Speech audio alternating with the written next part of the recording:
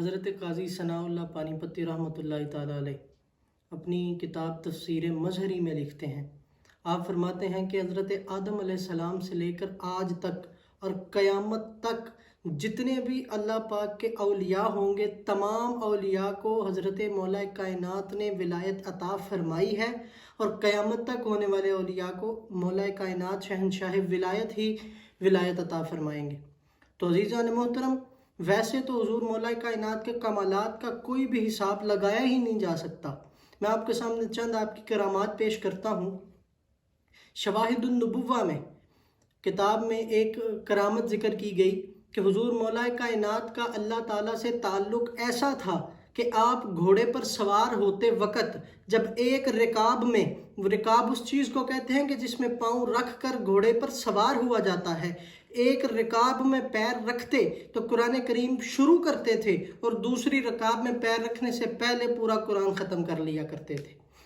میں قربان جاؤں مولا کائنات پر کہ آئیے ایک اور بات سنتے ہیں کہ عزیزان محترم، شواہد الحق میں یہ بات ذکر کی گئی کہ حضور مولا کائنات شہنشاہ ولایت کرم اللہ تعالی وجہ الکریم آپ کے پاس کچھ لوگ آئے اور آ کے انہوں نے عرض کی کہ یا امیر المؤمنین، دریائے فرات میں طغیانی آ گئی اور اتنی سخت طغیانی آئی کہ ہماری ساری فصلیں جو تھیں وہ غرق ہو گئیں اور قاب ہو گئیں۔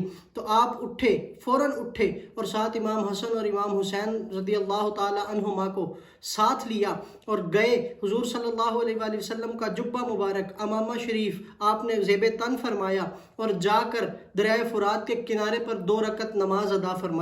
نماز ادا فرمانے کے بعد حضور مولا کائنات دریا کے پل پر تشریف لے گئے اور اپنے عصا مبارک سے دریا کو ایسے اشارہ فرمایا تو دریا کا پانی 1 گز نیچے ہو گیا، پھر اشارہ فرمایا 2 گز نیچے ہو گیا، پھر اشارہ فرمایا 3 گز نیچے ہو گیا۔ تو عزیزان محترم، پھر ان لوگوں نے عرض کی کہ یا امیر المؤمنین بس کیجئے، اتنا ہی کافی ہے۔ میں قربان جاؤں، اللہ پاک نے اتنی شانیں، اتنی ولایت کی طاقت عطا فرمائی تھی کہ میرے مولا کائنات کے حکم سے دریاؤں کے پانی بھی اپنی جگہ پر آ جایا کرتے تھے۔ علامہ اقبال نے بڑی خوبصورت بات کی، آپ نے فرمایا یہ مولا علی کی اپنی طاقت نہیں تھی، آپ نے فرمایا شاہ مرداں، شیر یزداں، قوت پروردگار، لا فتح الا علی، لا سیف الا ذوالفقار۔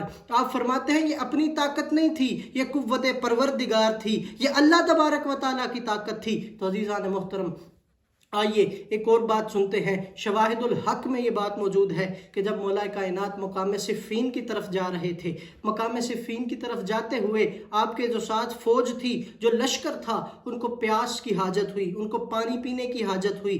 تو انہوں نے عرض کی یا امیر المؤمنین ہمیں پانی چاہیے۔ تو حضور مولا کائنات ایک گرجا گھر تھا، اس کے پاس کھڑے تھے۔ تو عزیزان محترم، جب انہوں نے عرض کی تو حضور مولا کائنات نے فرمایا کہ تم لوگ اس فلانی جگہ سے یہاں سے کھدائی شروع کرو۔ جب انہوں نے کھدائی شروع کی تو کیا دیکھتے ہیں کہ ایک بہت بڑا پتھر ہے۔ تو عزیزان محترم، سارے لشکر نے باری باری زور لگایا لیکن کسی سے وہ پتھر نہیں ہٹ رہا۔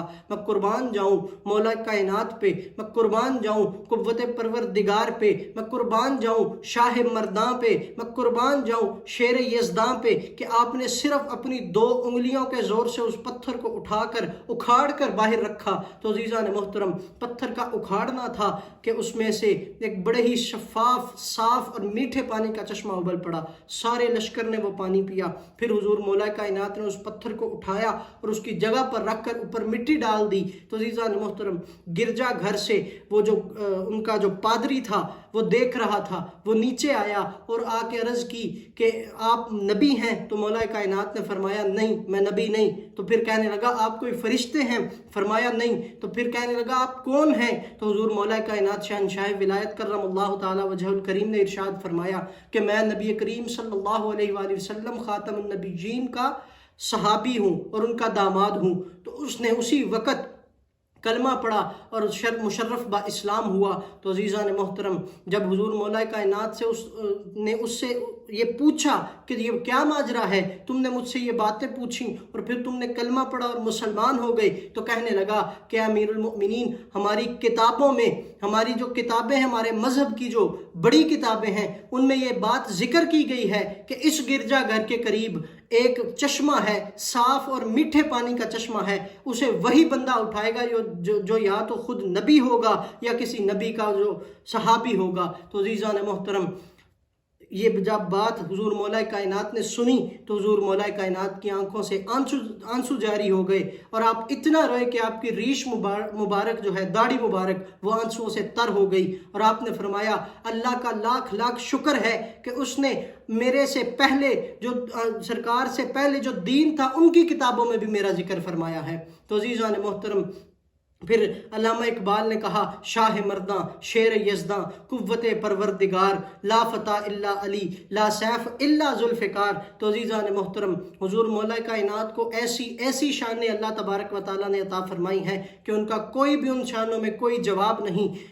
وہ کہتے ہیں نا کہ حضور مولا کائنات ایسے سوال ہیں جن کا کائنات میں کوئی جواب نہیں۔ تو ایک آخری حدیث مبارکہ آپ کے سامنے پیش کر کے اجازت چاہوں گا کہ حضور نبی کریم صلی اللہ علیہ وآلہ وسلم نے ارشاد فرمایا کہ اے علی، اللہ نے تجھے 3 ایسی شانیں عطا فرمائی ہیں کہ جن میں تیرا کوئی ثانی نہیں، تیرا کوئی جواب نہیں۔ تو حضور مولا کائنات نے عرض کی، یا رسول اللہ مجھے بتائیے کہ اللہ نے مجھے وہ کون سی شانیں عطا فرمائی ہیں؟ تو حضور نبی کریم صلی اللہ علیہ وآلہ وسلم نے ارشاد فرمایا، اے علی، اللہ نے تجھے سسر ایسا عطا فرمایا ہے، کائنات میں کسی کا ایسا سسر نہیں۔ عرض کی، یا رسول اللہ دوسری شان کیا ہے؟ فرمایا کہ اللہ نے تجھے بیوی زوجہ ایسی عطا فرمائی ہے، کائنات میں کسی اور انسان کی ایسی زوجہ نہیں، ایسی شان والی زوجہ نہیں۔ تو عزیزان محترم، حضرت مولا کائنات نے عرض کی، یا رسول اللہ تیسری شان کون سی ہے؟ تو آپ نے فرمایا، اے علی، اللہ نے تجھے بیٹے ایسے عطا فرمائے ہیں، کائنات میں تیرے بیٹوں کا جو کوئی بھی ان کے برابر شان والا نہیں۔ تو میں قربان جاؤں حضور مولا کائنات پہ کہ جن کے بارے میں میرے نبی کریم صلی اللہ علیہ وآلہ وسلم نے ارشاد فرمایا، انا مدینۃ العلم وعلی بابھا، کہیں فرماتے ہیں انا دار الحکمت وعلی بابھا۔ تو عزیزان محترم، اللہ تبارک و تعالیٰ سے دعا ہے کہ اللہ تبارک و تعالیٰ ہمیں، ہماری آنے والی نسلوں کو حضور مولا کائنات کا عشق، محبت نصیب فرمائے، اور اسی کے ساتھ ہمیں اس دنیا سے بھی جانا نصیب فرمائے۔ وآخر دعوانا الحمدللہ رب العالمین۔